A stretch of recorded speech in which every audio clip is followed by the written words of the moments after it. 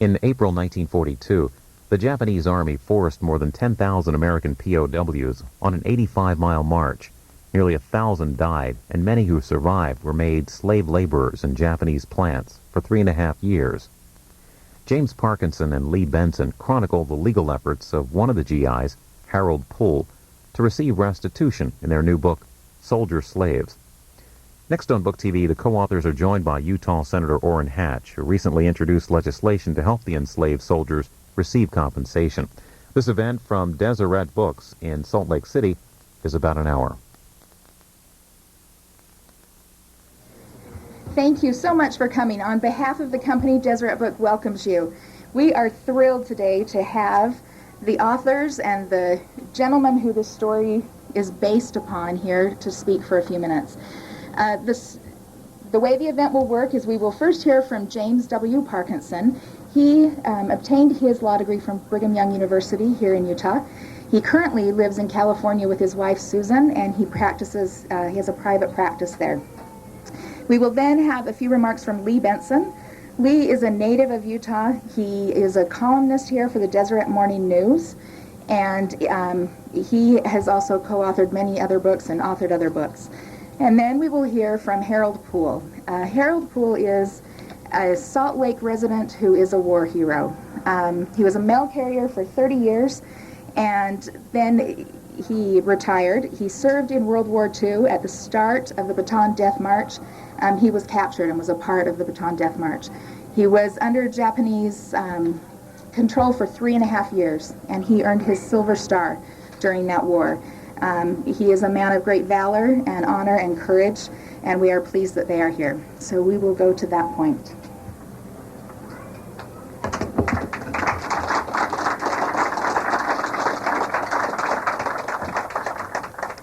Thank you very much for that introduction.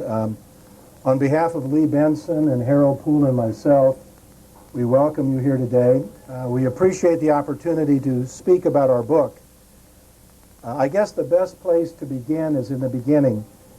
December 7th, 1941, a day that will live in infamy, according to Roosevelt, our president. Most people, when they hear that date, think of Pearl Harbor and how the Japanese were involved in that sneak attack and killed about 2,700 Americans. That same day, which is December the 8th, 1941, the Japanese attacked Manila in the Philippines. The difference being they invaded the Philippines and they did not invade the Hawaiian Islands. When that attack took place on December 8, 1941, Harold Poole was there. Along with the American servicemen, he fought under the command of General MacArthur until April 9, 1942. And on that date, the largest contingent of American soldiers in history was surrendered to the Japanese. The Japanese did not anticipate there would be that many American soldiers surrendered. They didn't know how to transport them from Mariveles to the prison camps. So what they did is they had the men begin a 85-mile walk without adequate food, without adequate water, and then they beat them. And they bayoneted the men, they buried men alive, and then when they arrived at the prison camps, the torture continued. It's difficult for those of us who were born after World War II to really put our arms around the enormity of what happened in the Bataan Death March, but let me give you a little arithmetic that might help you out. If you take the number of American soldiers and the number of Filipino soldiers who died on that 5-day march and divide it into the number of miles, you had a dead body every 30 feet for 85 miles. Sitting behind me is a survivor of the Bataan Death March, Harold Poole. On the day the war broke out, Harold Poole was walking out of a mess cafeteria, and he looked up in the sky and he saw these Japanese planes, but he didn't know they were Japanese at the time until the bombs started to fall.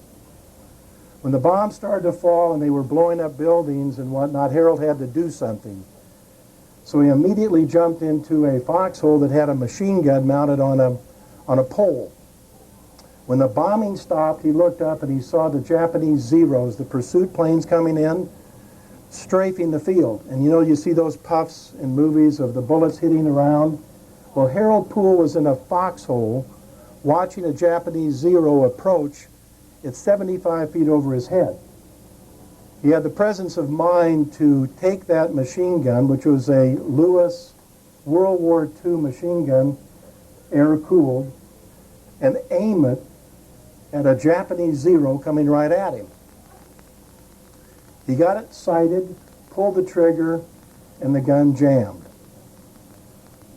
Luckily for Harold Poole, the Japanese Zero missed him, circled, but when it came around again, by that time Harold Poole had cleaned the gun with the rag he kept in the back of his pocket, and this time when it came around, Harold took dead aim, and when it was 75 feet over his head, he shot and killed the pilot, and the plane crashed. According to the history that Lee Benson and I researched, that was the first Japanese plane to be shot down during the Battle of Manila.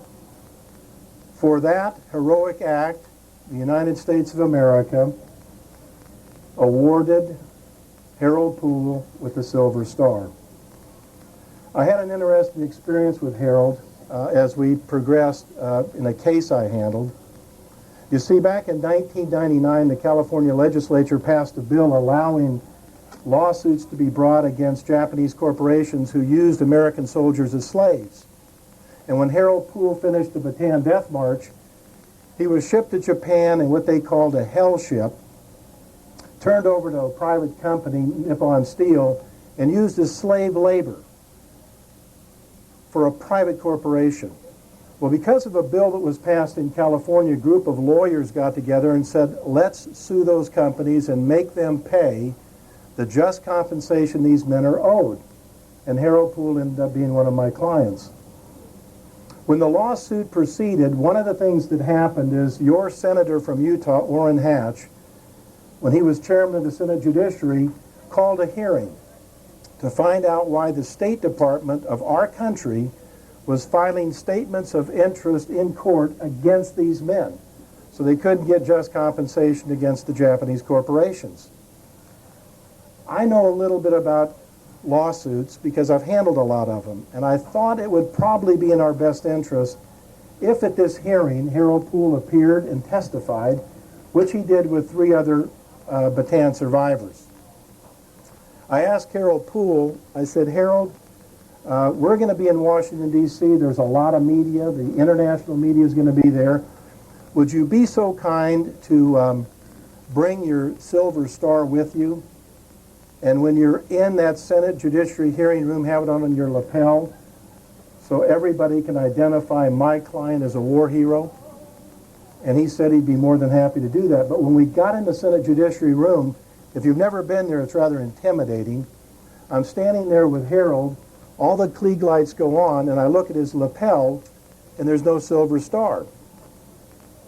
And I lean over, and I said, Harold, did you forget the Silver Star?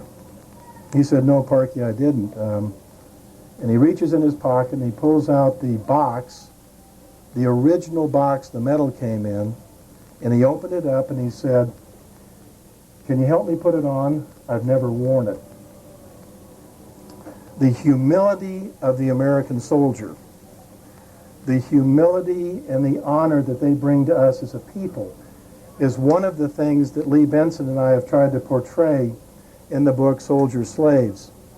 In the book, we chronicle the history of Harold Poole as he begins the war, as he shoots down the plane, and as he lives his life. We then tell the history of the lawsuit, and then we talk about what happened in Congress. It's difficult for a non-writer to put all this together. So I was very fortunate to have as my co-author one of the best writers in America, Lee Benson. And I'd like to call on him now to just briefly talk to us about writing the book and about Harold Poole and about our experience. Lee?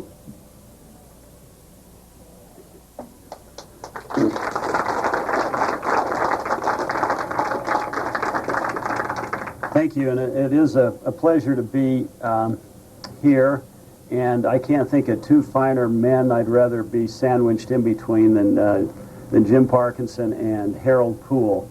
I had an opportunity as a writer to get involved with them, and it's just one of the really good things about writing is the people you meet and the stories that you hear. And I've always been intimidated thinking about writing a novel because I'm not clever enough to think up the plot. But when you write nonfiction, you already have the plot right there for you. And when Jim came to me and told me about the lawsuit that was proceeding, where these prisoners of war, the Japanese from World War II, were suing the companies that had used them as slave labor and had never paid them any wages, I found the story very compelling. Not only are the corporations that we're talking about some of the richest and most recognizable on the earth, such as Mitsubishi and Kawasaki and Nippon Steel, but the men who were filing the lawsuit are of a rare breed. And I found out that as soon as I met Harold and as soon as I heard about his story, that it was one that I felt honored to be able to write.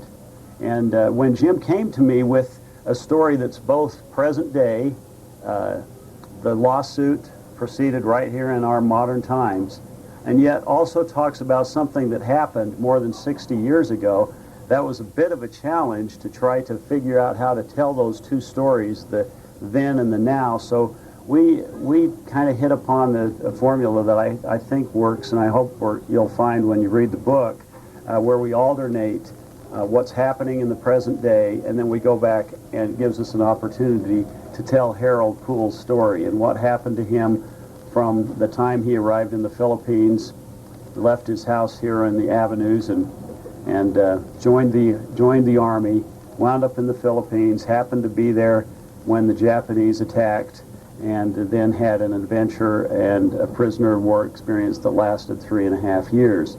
So we're able to tell that story, and what I think it delivers is beyond a lot of the debate about whether these soldiers should be compensated for the slave labor and other things that happened.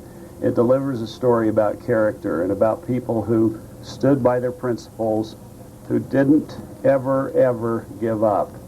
And Harold Poole is a living example of that. And more important, just as important, is the example that he's set since he came back from the war. And he hasn't drawn attention to himself. He hasn't ever stood up.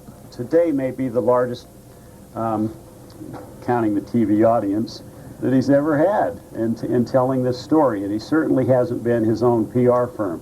But to be able to hear the story about people who are patriots, who stand by their principles, and do it for a lifetime is very inspiring to me. I'm just lucky to be able to have been a part of this. Jim turned me loose and let me research all kinds of material about World War II. I was able to go to the Philippines with Harold and with Jim and with Paul Warner, and we were able to, in between, what were those shakes we drank? The mango shakes. In between the mango shakes, we were able to actually walk along the dusty roads of Bataan, the Bataan Peninsula in the Philippines, and catch just a little bit of an idea, because it hasn't changed much, of what it was like, the heat, the humidity, and the conditions there when these men had to walk for 85 miles without any food or water beyond what they could sneak. So it's a great story. I'm really lucky to be a part of it, and I would like to sit down and have you meet and listen to Harold Poole. Thank you.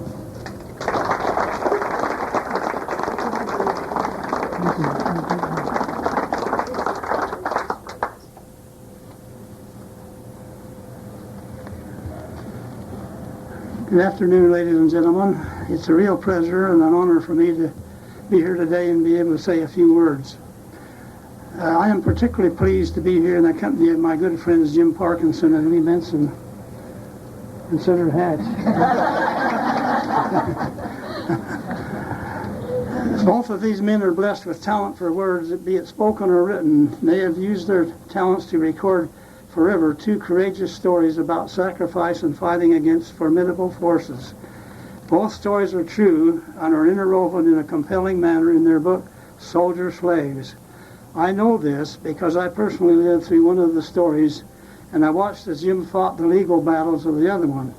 I was humbled and gratified that Jim chose to choose my personal experiences on the Bataan Death March and subsequent years of slave labor to illustrate the horrific treatment of the Japanese of the World War II prisoners of war.